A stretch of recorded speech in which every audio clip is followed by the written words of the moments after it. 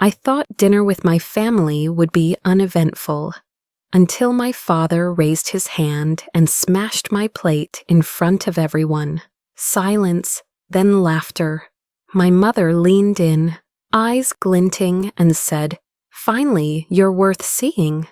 At that moment, I realized I wasn't part of a family. I was part of a performance, one I'd been cast in as the villain my entire life.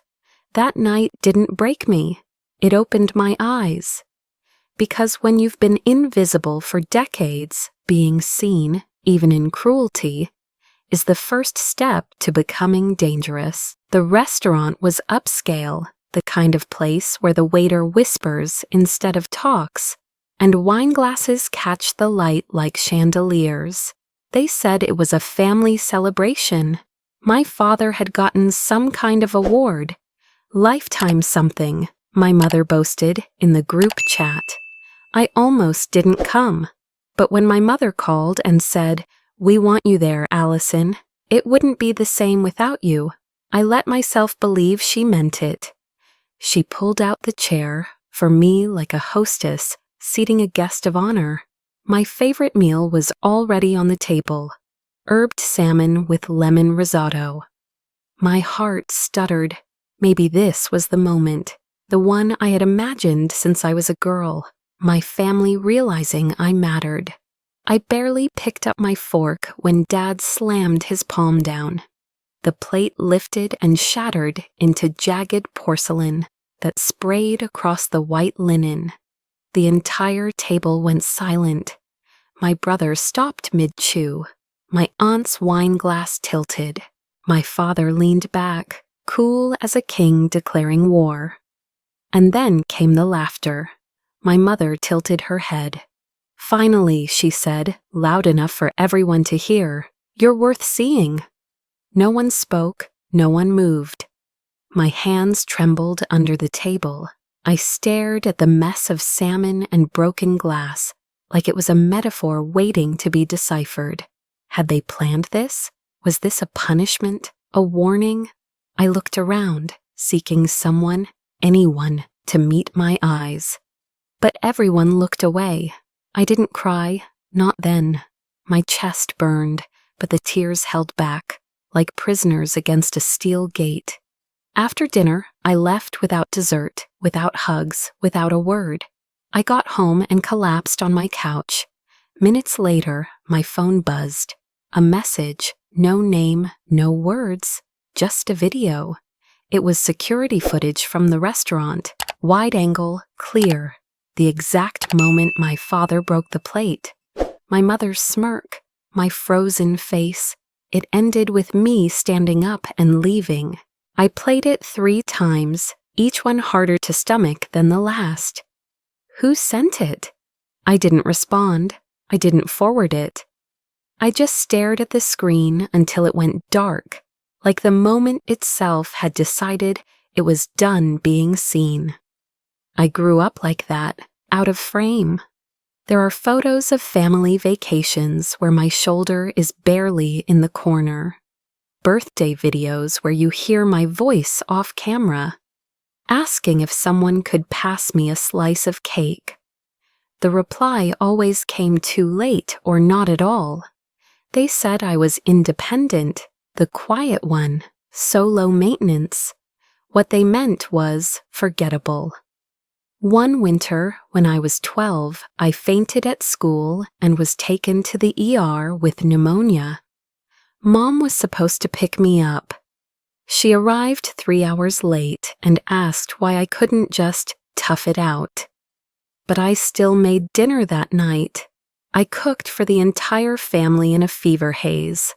Not because anyone asked, but because no one did. If you've ever cooked for people who never thanked you, I whispered to myself, that night on the couch, you're not alone. I climbed into bed after midnight, but I couldn't sleep. The image of that plate shattering looped in my mind, louder than the actual sound had been. I got up and dug into the storage bin in my closet. Inside was a dusty plastic box with old journals, childhood drawings, and my bear Benny. one eye missing, fur matted from years of clutching. I sat on the floor, hugging Benny to my chest. In the stillness, I remembered something.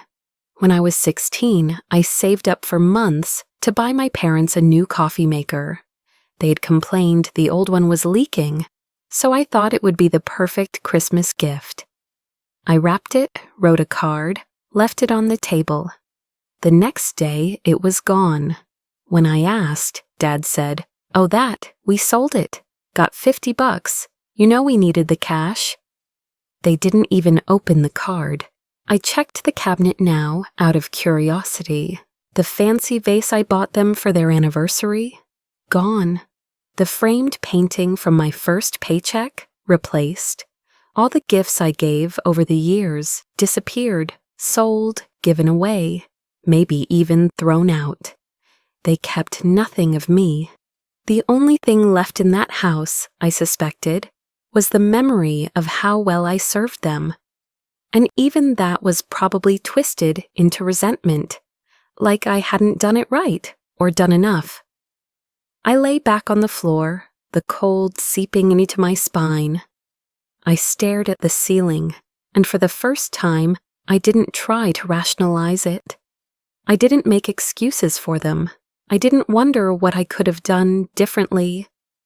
I just lay there, in the quiet, holding Benny, really knowing, that I had been erased on purpose, and someone out there had sent me that video for a reason.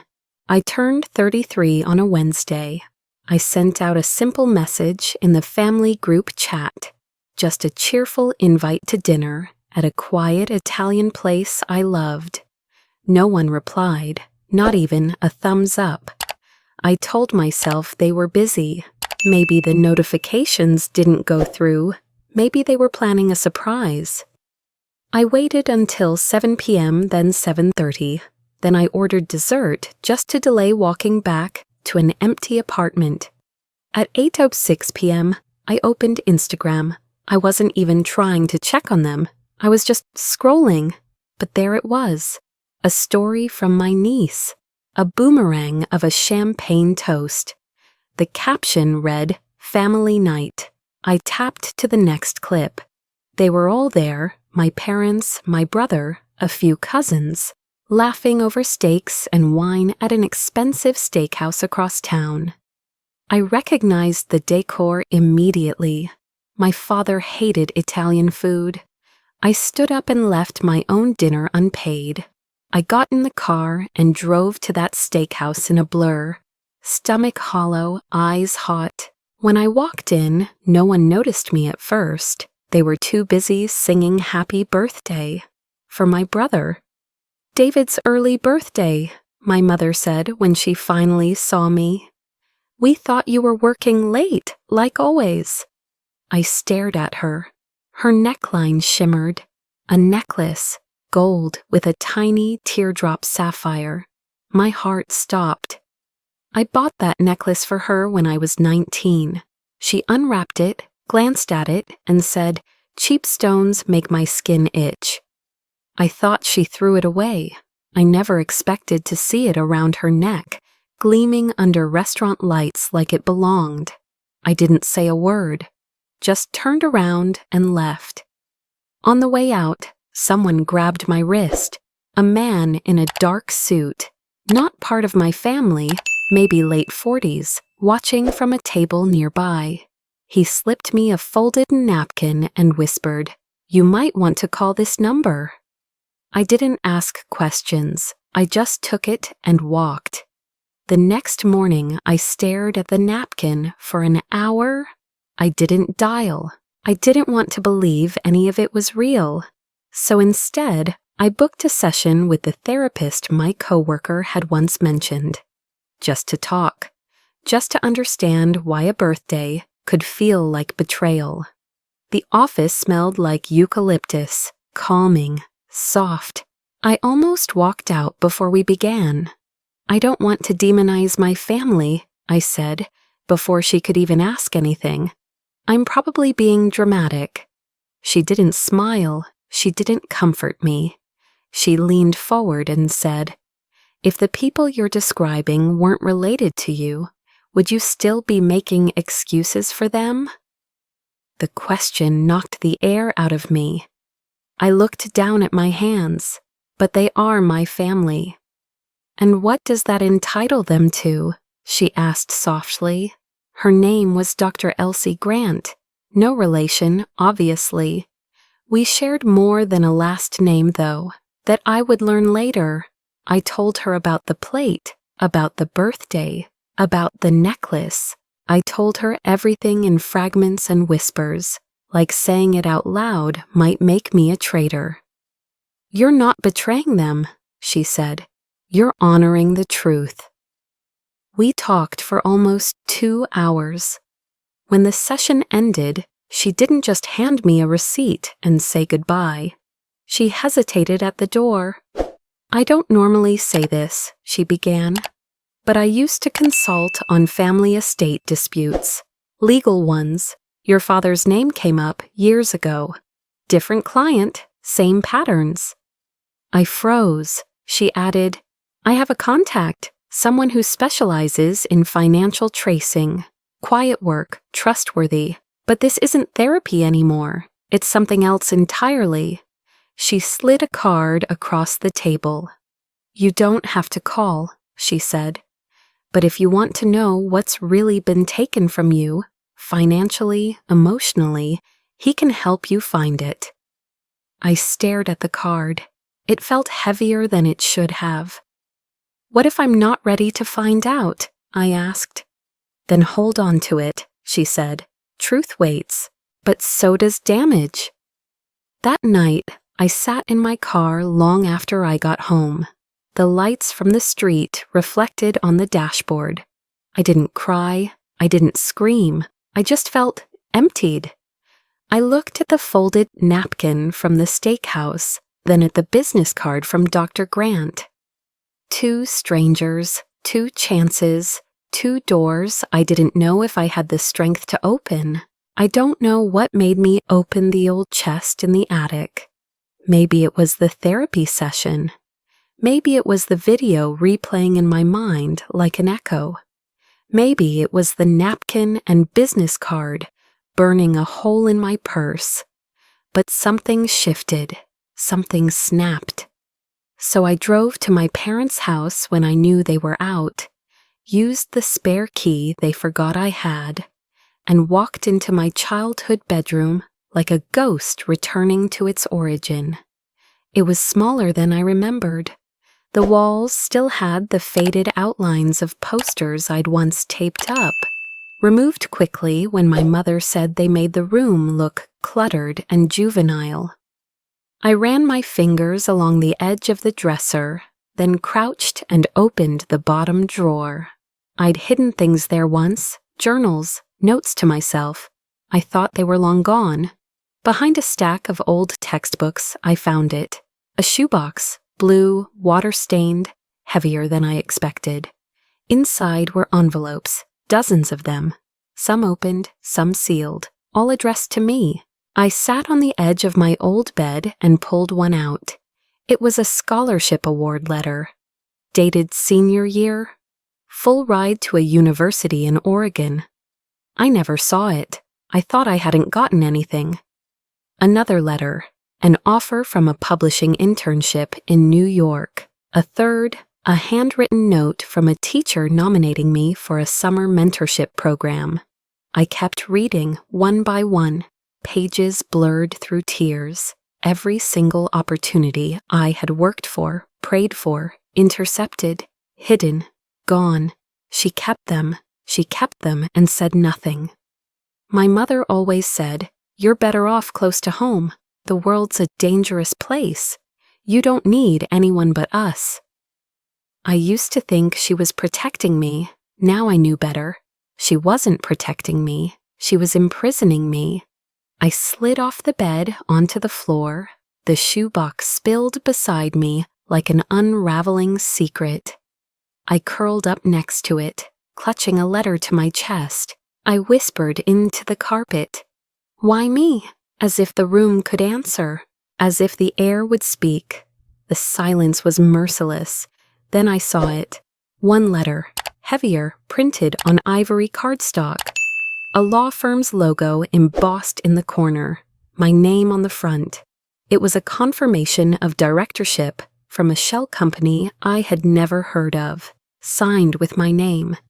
In ink I didn't write. They used me.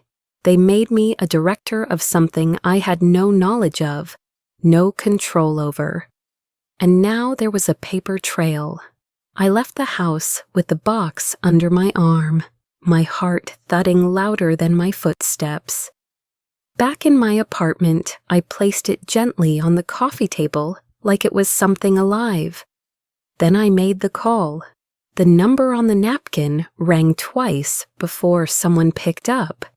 "I'm assuming you have questions," a woman's voice said. "You left me a number," I replied. "Outside the restaurant." There was a pause, then, "Come tomorrow, noon. I'll explain everything."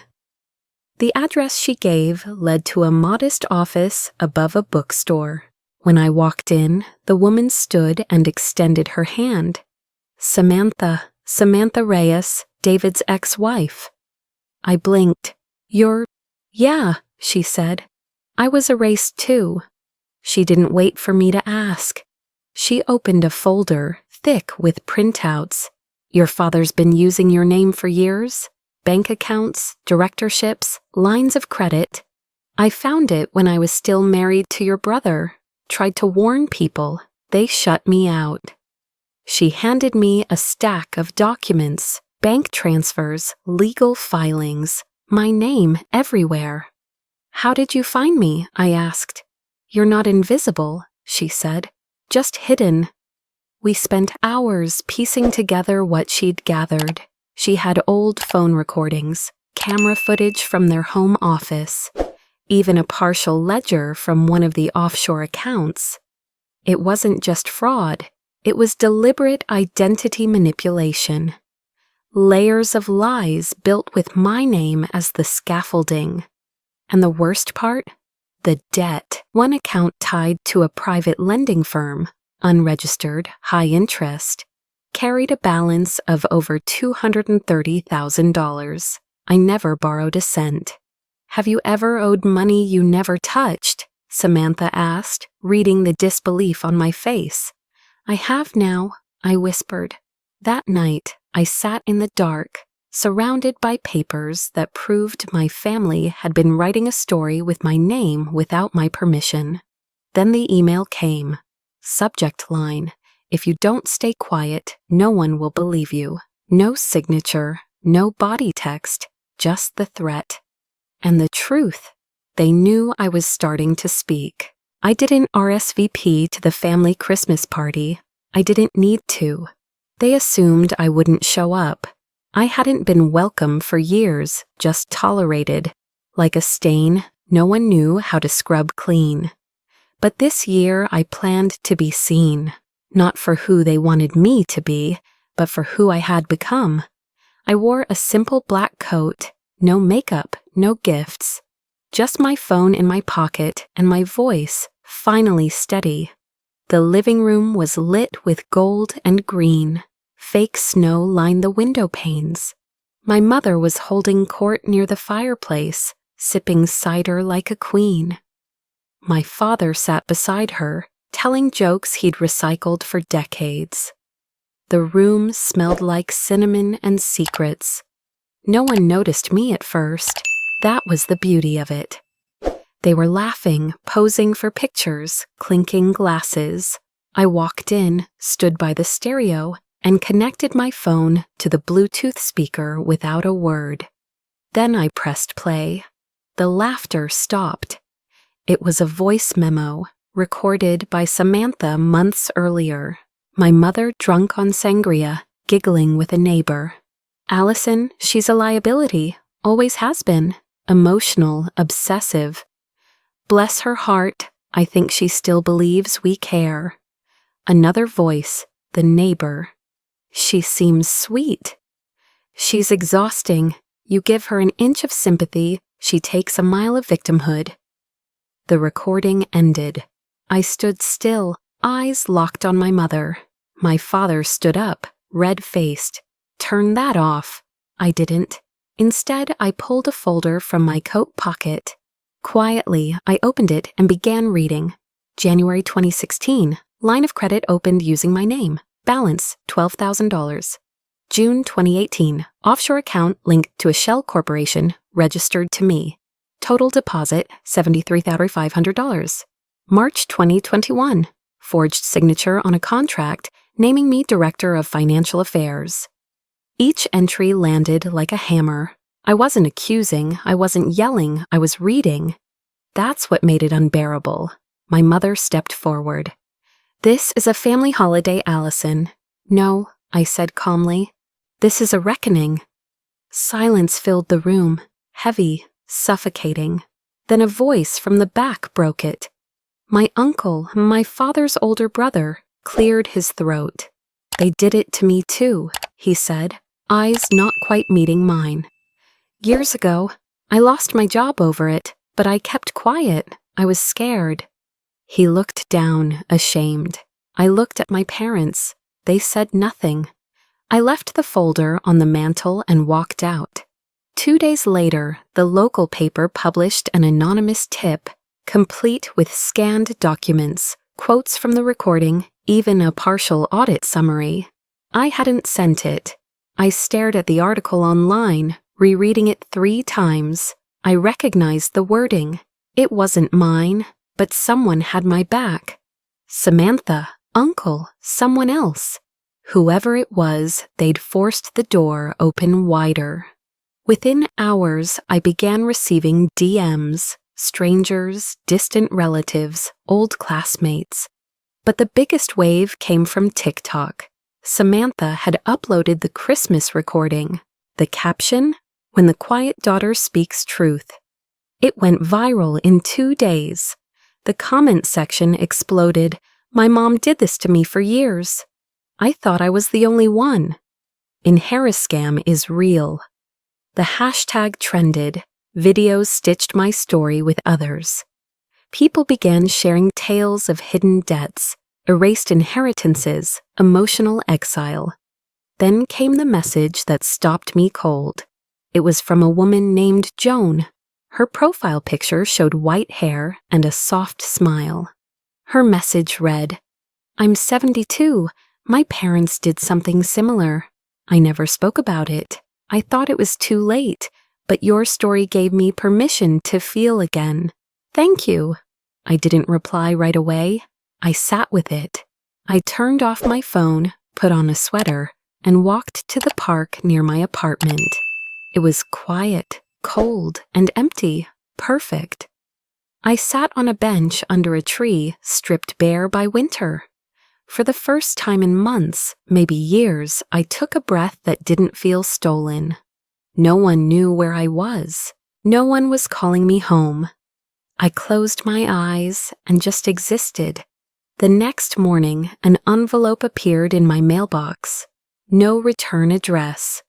Inside was a formal letter, printed on thick paper. It was an invitation to speak at an upcoming conference on intergenerational financial abuse and manipulation. A real platform. A real microphone. Not a threat. Not a stage forced upon me, but a choice. One I would make for myself. The courthouse was cold and impersonal, its walls too clean, its lights too white.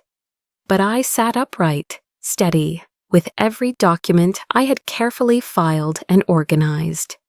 My lawyer spoke confidently as he submitted the petition: forgery, identity fraud, unauthorized use of personal information, and emotional damages. The judge accepted the motion. My case would proceed. My father didn't say a word when the summons was delivered. He showed up in court with a stiff suit and a looser face, like someone forced to play a role he never auditioned for. The man who once slammed my plate in front of a crowd could now barely hold a pen to sign the acknowledgement form. My mother sat 2 rows behind, lips pressed into a perfect line. She didn't glance at me once. After the hearing, she released a statement to a local blog. Our daughter has chosen a path of betrayal. We no longer recognize her as family. I didn't respond. I didn't need to. The internet already had. The viral video wouldn't die.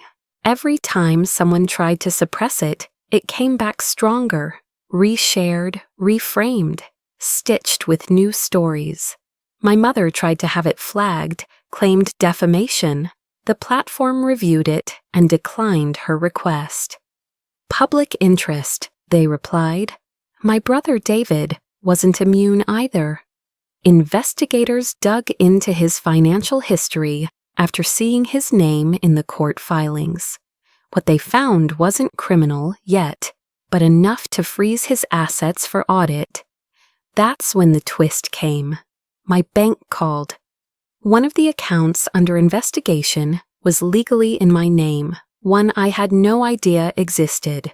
The account had over $60,000 in it and was connected to multiple transfers made by my father. Because my name was attached, the funds were temporarily frozen until ownership could be clarified. The bank officer on the line was apologetic. We've flagged this for fraud, she said. You'll be protected, but you were a co-owner on paper. My signature, again, had been forged. I sat in silence, phone in hand, staring at the rain sliding down my window. Then it rang again. A different number, a different voice. This is Officer Linwood, he said. We're calling to inform you your father was admitted to St. Mary's Hospital. Stroke. He's stable, but sedated. You're listed as next of kin. I blinked, not because I didn't expect it, but because the part of me that used to rush into caretaking mode was gone. I didn't ask what room he was in. I just thanked the officer and hung up. The next morning, my mother texted. If you drop the case, she wrote, you can have the house. I'll sign it over. I stared at the message for a full minute. Then I grabbed the spare key to their house and drove over. She opened the door before I knocked. Her face looked older, not tired, angry. I said nothing. Walked past her into the foyer. The floor creaked beneath my steps. I passed the family photos on the wall, still no pictures of me. I went into the kitchen, pulled the key from my pocket, and set it down on the counter. That's all I came to do, I said. She stared. You don't want it? I want nothing that costs my silence. She opened her mouth, then shut it again. I walked out without closing the door. Back home, I turned on some soft music and lit a candle. I made dinner, roasted vegetables, garlic chicken, a glass of white wine. Nothing fancy, nothing for anyone else, just me. I sat at the table, no phone, no noise. The food tasted warm, not like comfort, but like clarity. If you've ever been offered something valuable just to be quiet, ask yourself, is your peace for sale? Mine wasn't. A month later, the court ordered a settlement. It wasn't massive, but it was enough. Enough to make something new.